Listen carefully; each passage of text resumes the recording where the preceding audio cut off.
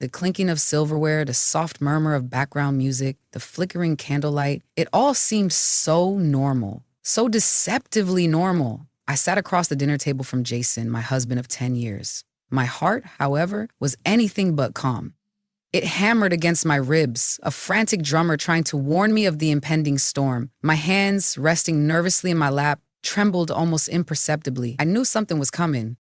I just didn't know how devastating it would be. The air crackled with unspoken tension, a palpable unease that hung heavy between us. Jason's forced smile didn't reach his eyes, and his usual playful banter was replaced by a strained silence. I tried to ignore the growing knot in my stomach, the premonition that something was terribly wrong. I had sensed a shift in him over the past few months, a coldness that had slowly crept into our once warm and loving relationship. He had become distant, preoccupied, his eyes no longer meeting mine with the same tenderness they once held. I had tried to talk to him to understand what was happening, but he always brushed me off, dismissing my concerns with vague excuses and dismissive gestures. Tonight, however, I knew the charade was about to end.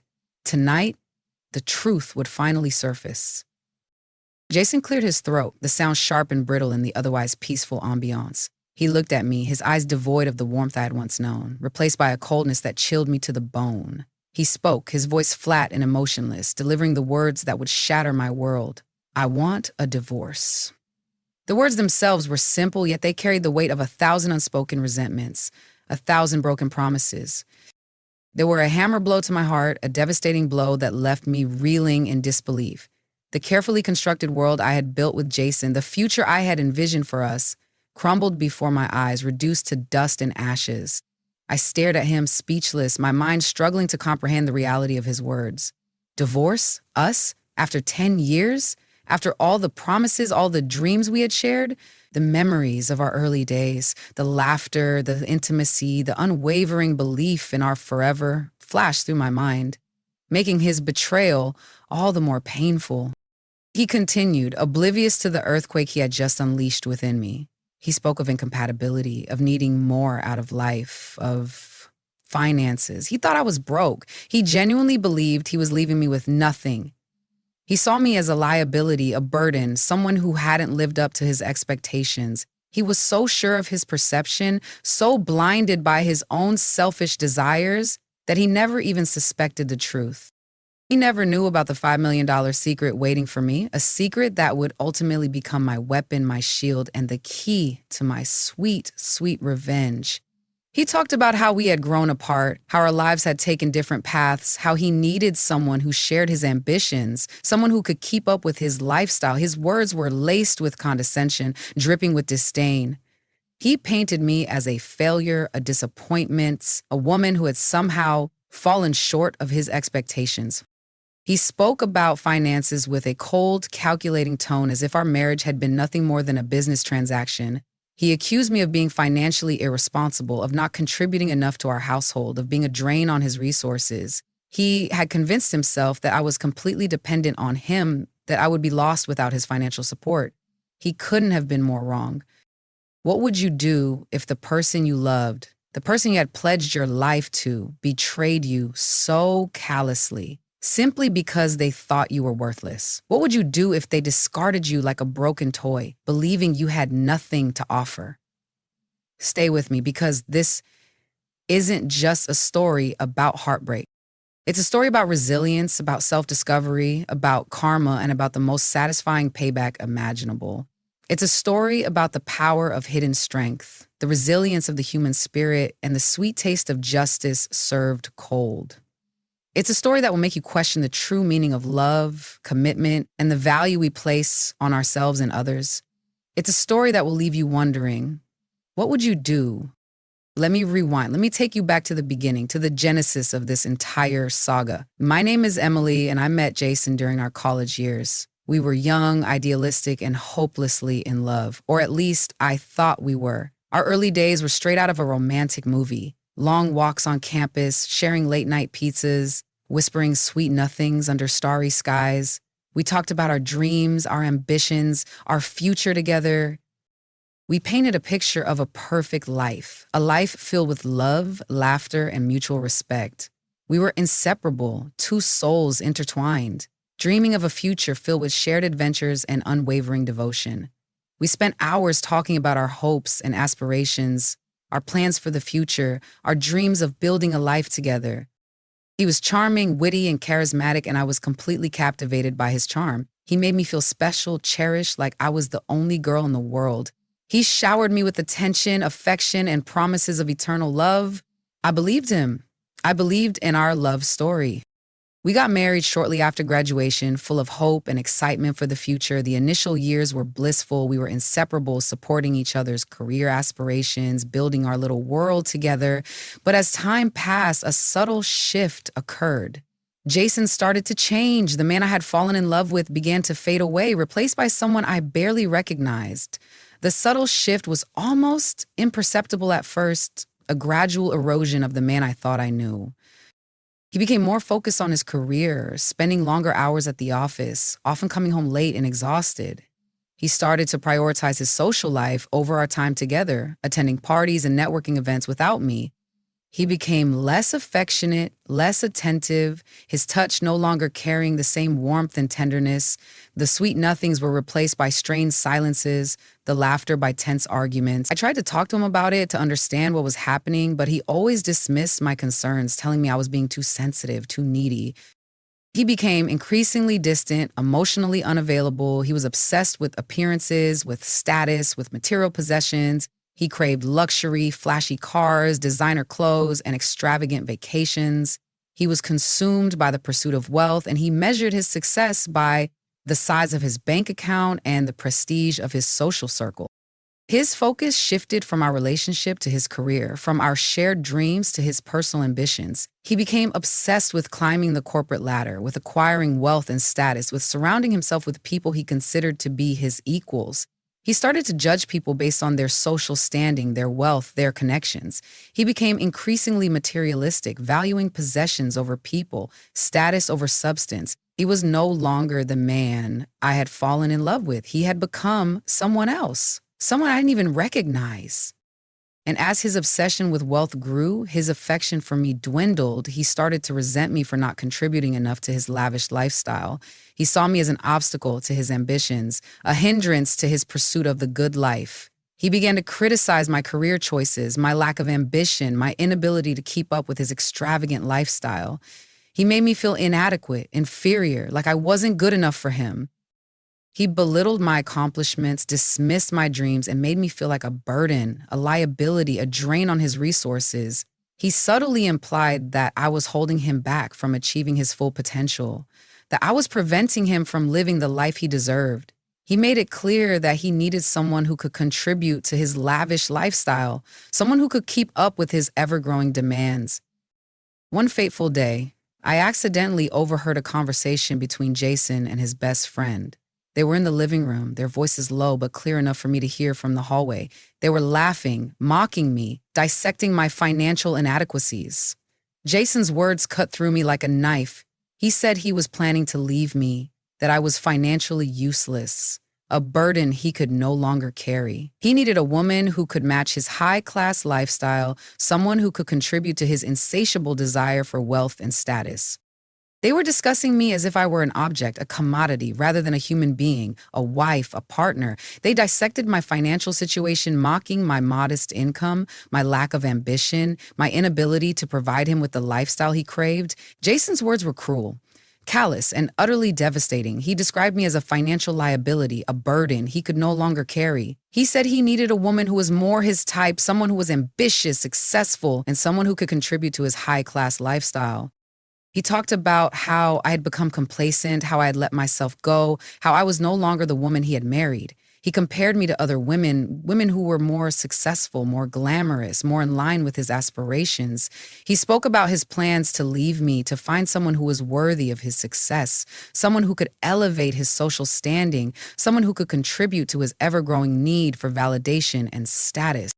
My world crumbled around me. The man I had trusted, the man I had given my heart to, saw me as nothing more than a financial liability. He had reduced our entire relationship to a transaction, a business deal that had gone sour. The foundation of our marriage, built on what I believed to be love and mutual respect, was revealed to be nothing more than a carefully constructed facade, a stage set designed to showcase Jason's ego and ambition. The realization that I had been living a lie, that the man I loved had never truly loved me, was a devastating blow. The pain was excruciating, a raw, burning ache in my chest. But amidst the heartbreak and betrayal, a spark of defiance ignited within me. I refused to be a victim. I refused to let him define my worth. I knew I had to play it smart, to hide my pain and bide my time. I pretended I hadn't heard anything, and I continued to play the role of the devoted wife. But inside, I was plotting my revenge. The pain and betrayal fueled a quiet rage within me, a determination to not only survive this betrayal, but to emerge stronger, more independent, and more successful than ever before. I knew I had to be strategic, to conceal my knowledge of his plans and play the role of the unsuspecting wife until the time was right. The secret to my revenge lay hidden, a treasure waiting to be unlocked. Before I met Jason, my grandfather, a man of considerable wealth, had passed away. He had left me an inheritance, a substantial sum of money that would secure my future. But there was a catch. I couldn't touch a single penny of it until I turned 35. My grandfather was a shrewd businessman, a man who understood the value of hard work and financial independence. He had built his fortune from the ground up, and he wanted to ensure that his grandchildren were not only financially secure, but also possessed the drive and ambition to make their own way in the world. He had established a trust fund for each of his grandchildren, stipulating that the funds would be released only upon reaching a certain age, ensuring that they had the maturity and experience to manage such a large sum of money responsibly. I had never told Jason about the inheritance. I wanted our marriage to be based on love, not money. I wanted to believe that he loved me for who I was, not for what I could offer him financially. I wanted to believe in the fairy tale, in the happily ever after. I had wanted our relationship to be genuine, untainted by financial considerations.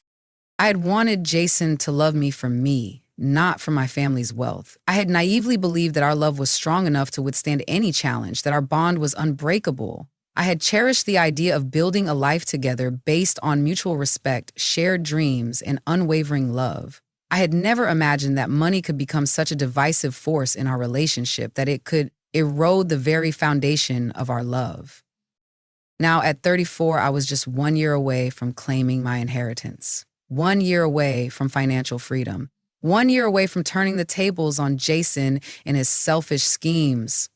The timing couldn't have been more perfect. Just as Jason was preparing to discard me, I was about to gain the financial independence that would not only secure my future, but also become the instrument of his downfall. The irony was not lost on me. Jason, in his arrogance and greed, was about to make the biggest mistake of his life. He was about to underestimate me, to dismiss me, to believe that I was nothing without him. He was about to learn the hard way that appearances can be deceiving, and that true strength lies not in material possessions, but in inner resilience and self-worth.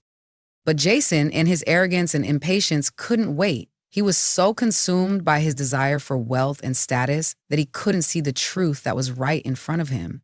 He assumed I was broke, and he treated me accordingly. His arrogance blinded him to the reality of my financial situation. He was so convinced of his own superiority, so consumed by his own selfish desires, that he failed to see the truth that was staring him in the face. He had underestimated me, dismissed me, and treated me with contempt, never suspecting that I held the key to his ultimate downfall. His behavior worsened. He started staying out late, offering flimsy excuses for his absences. He stopped looking at me with affection, his eyes filled with disdain and resentment. He made snide remarks about my lack of ambition and my inability to provide for his extravagant tastes. His disdain for me grew with each passing day.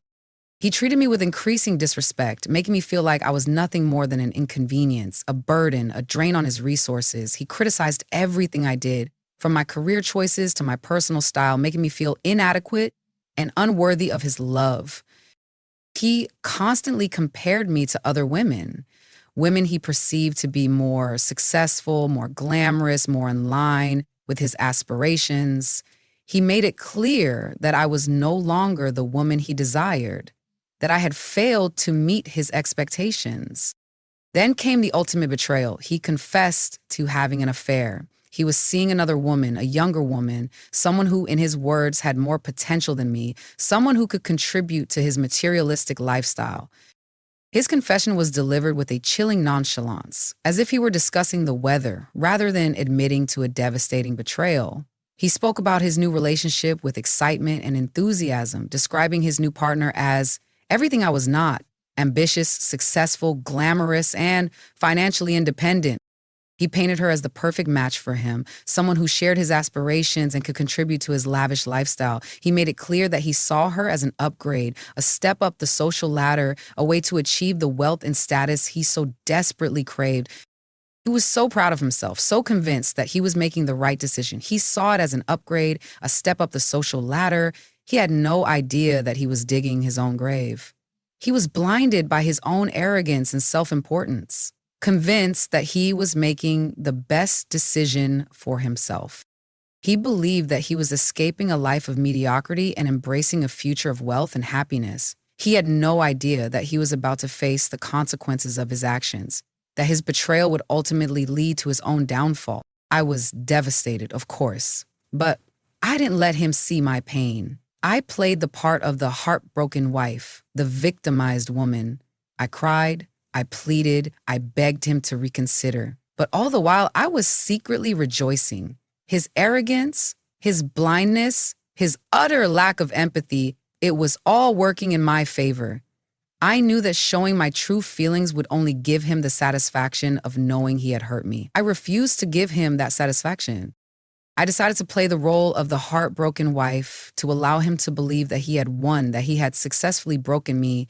I cried, I pleaded, I begged him to stay, all the while knowing that I was simply acting, playing a part in the drama he had created. My tears were not tears of sadness, but tears of anger, tears of determination, tears of anticipation for the moment when I would finally reveal my true strength and turn the tables on him. I agreed to the divorce without a fuss. I signed whatever papers he put in front of me, barely even glancing at them. He was so eager to leave, so excited to start his new life with his upgrade, that he didn't even notice the subtle shift in my demeanor. He didn't see the glint of triumph in my eyes. He was so preoccupied with his new relationship, so consumed by his desire to escape from me, that he didn't pay attention to the details of the divorce proceedings. He simply presented me with the papers and expected me to sign them without question. He was so confident that I was financially dependent on him, so convinced that I was desperate to keep him, that he never suspected I had a secret, a weapon, a lifeline that would ultimately set me free. He left convinced that he had won. He thought he had escaped a life of mediocrity and found his ticket to wealth and happiness. He couldn't have been more wrong. He believed he had outsmarted me, that he had successfully manipulated me into agreeing to the divorce without any financial repercussions for him. He was confident that he had secured his future, that he was free to pursue his dreams of wealth and status with his new partner. He had no idea that he was walking into a trap, that his arrogance and greed would ultimately lead to his own undoing. The day after our divorce was finalized, my 35th birthday arrived, and with it came the key to my inheritance: $5 million. A life-changing sum of money that would not only secure my future, but also become the instrument of Jason's downfall. The weight of those $5 million was more than just financial. It was the weight of years of feeling undervalued, the weight of his dismissive glances and cruel words, the weight of a marriage built on a foundation that had crumbled long ago. It was the weight of knowing I had been underestimated, dismissed as nothing more than a financial burden, and now that weight was shifting. It was shifting onto Jason. News of my sudden wealth spread quickly through our social circle. Mutual friends, acquaintances, and even some of Jason's high-class friends started reaching out, offering their congratulations. Jason, of course, was among the first to hear the news. The whispers started subtly. A casual mention of my birthday, followed by a slightly raised eyebrow and a knowing look. Then, the confirmations. A mutual friend, unable to contain their excitement, spilled the beans. The news spread like wildfire, reaching Jason with the force of a hurricane. The carefully constructed image he had of me, the image of a financially dependent, unambitious wife, shattered into a million pieces. The call started immediately. First a text message, tentative and apologetic, then a phone call, his voice trembling with a mixture of regret and desperation. Finally, he showed up at my doorstep, his face a mask of confusion and remorse. The shift in his demeanor was instantaneous. The arrogance that had defined him for so long was replaced by a desperate plea, a desperate attempt to salvage what he had so carelessly thrown away. The confidence he had exuded during our divorce was now replaced by a trembling uncertainty, a fear that he had made a terrible mistake. "Emily," he stammered, "we need to talk. I made a mistake." His voice was thick with emotion, a mixture of regret, disbelief, and a dawning realization of the magnitude of his error. He looked at me with a newfound respect, a flicker of the admiration he had once shown me in the early days of our relationship. But it was too late. The damage was done. The trust was broken. I smiled, a slow, deliberate smile that mirrored his earlier coldness. I stood in the doorway of my brand new penthouse apartment, a luxurious space I had purchased that very morning, a testament to my newfound independence and financial freedom. The penthouse was everything Jason had craved. Sleek, modern, with breathtaking views of the city. It was a symbol of my success, a tangible representation of the life I had built for myself. A life he was no longer a part of. "Oh, Jason," I said, my voice dripping with sarcasm, "but I thought I was financially useless, a burden, remember?" The words hung in the air, heavy with unspoken resentment, a reminder of his callous disregard for my feelings, his blatant disregard for my worth. I watched as his face paled, as the realization of his mistake washed over him. He had underestimated me, dismissed me, and now he was faced with the consequences of his actions. How often do we see this happen? How often do we witness people valuing relationships only when there's something in it for them? How many times have you heard stories of someone being discarded, deemed not good enough, only for the tables to turn later? How many times have you seen someone prioritize material wealth over genuine connection, only to realize their mistake when it's too late? These questions echoed in the silence between us, unspoken accusations hanging heavy in the air. Jason's presence was a stark reminder of the superficiality of his values, the emptiness of his pursuit of wealth and status. But the story doesn't end there. Oh no, Jason's desperation didn't stop at a few tearful apologies. His ego, his pride, his insatiable greed wouldn't allow him to simply walk away. He wasn't used to being rejected, especially not by someone he had so readily dismissed. He wasn't prepared to see me thriving, happy, and successful without him. He had to try again. He had to find a way back in, and trust me, what he did next was even more shocking, even more revealing of his true character. You won't believe the depths he sank to. His initial apologies were just the beginning. He was determined to win me back, not out of love, but out of a desperate need to reclaim what he perceived as his rightful place in my life. A life now enhanced by financial security and social standing. Jason tried everything. He begged, he pleaded, he cried real tears this time, not the crocodile ones he had shed earlier. He even threatened legal action, claiming that I had somehow tricked him into the divorce, that I had hidden my wealth from him. He was grasping at straws, desperate to reclaim what he thought he had lost. His attempts to win me back became increasingly desperate, increasingly pathetic. He sent flowers, gifts, and heartfelt letters, all of which I promptly returned or discarded. He called me incessantly, leaving messages filled with apologies, promises, and declarations of his undying love. He even tried to contact my family, hoping to enlist their support in his campaign to win me back. His threats of legal action were laughable. He had no legal grounds to stand on. He had willingly signed the divorce papers, fully aware of the implications. His claims that I had tricked him were simply a reflection of his own arrogance and his inability to accept responsibility for his actions.